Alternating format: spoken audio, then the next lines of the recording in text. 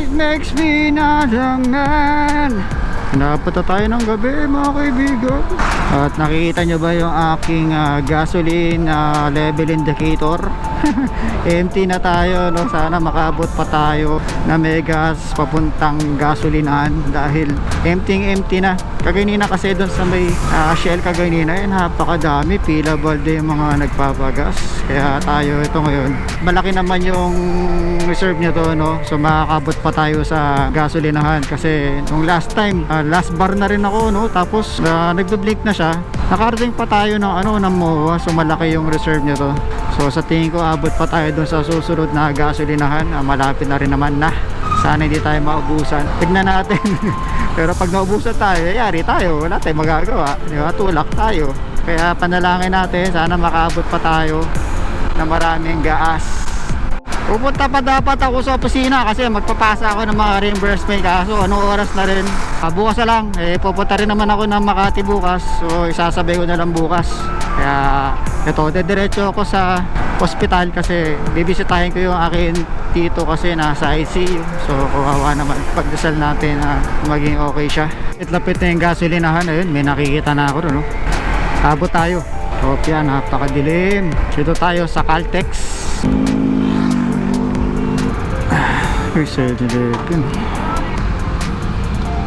Ay, pagpatintero tayo dito. Delikado rito, no? Tapos tatawid ka, diba? Nabibilis sa mga sasakyan dito, Tara, ayan, napagpagasa tayo, 200. Ayan, nawala na yung aking hangover, no? Pag may hangover talaga ako, basta ipinapasok ko sa trabaho, nawawala.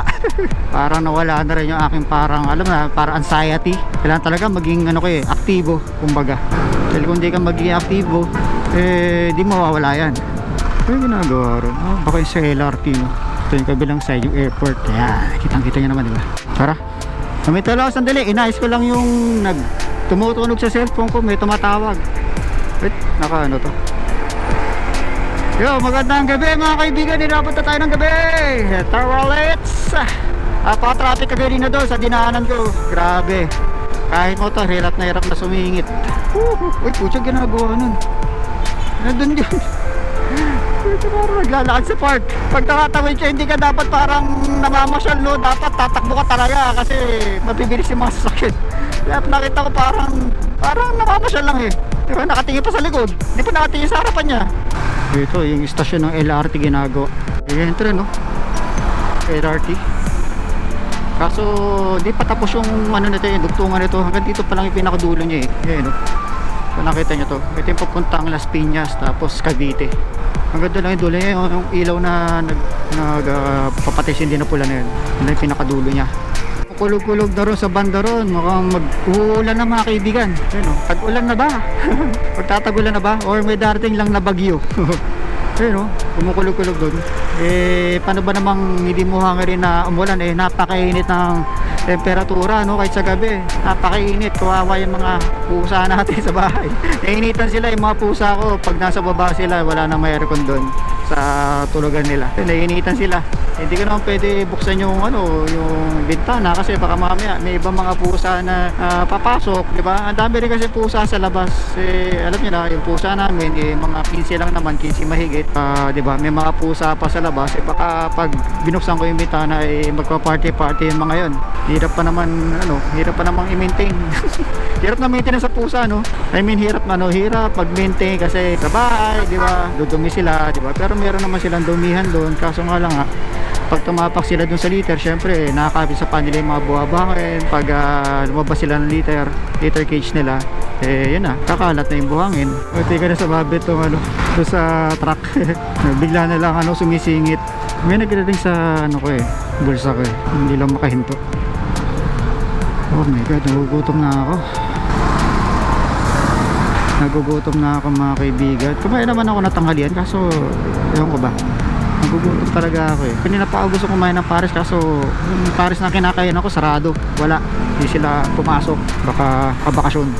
Nagugutom na ako. Ano ba yan? Masarap yung ihawan din Tayo yung palaging magbibigayan sa kalsada dahil wala naman mawawala sa atin, no? Relax lang. Bakit ako palaging relax? Kasi nagbibigay ako.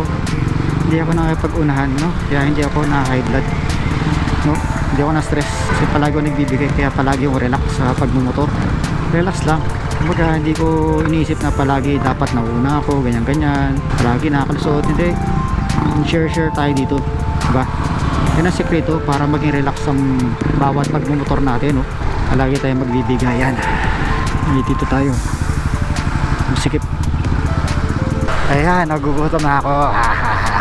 Ako ay nagugutom na.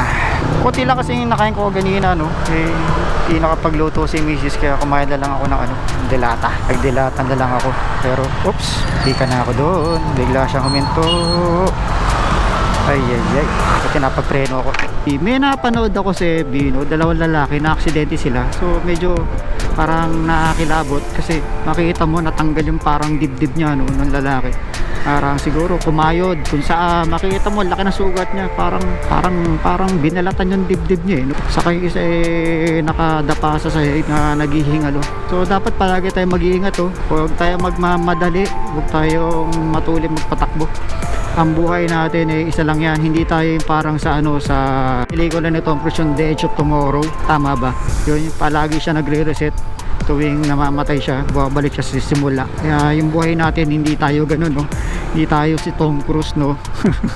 Kaya tayo mag-iingat dahil ang buhay natin isa lang yan, walang reset, no? So hanggang dito na lang tayo mga kaibigan. Huwag niyo po sana kalilimutan mag-like, share, and subscribe ng ating YouTube channel at ang mga videos, at huwag niyo rin po sana kalilimutan i-hit ang notification bell at tagayon ay magkaroon kayo ng mga bagong informasyon sa mga bago natin mga videos mga kaibigan.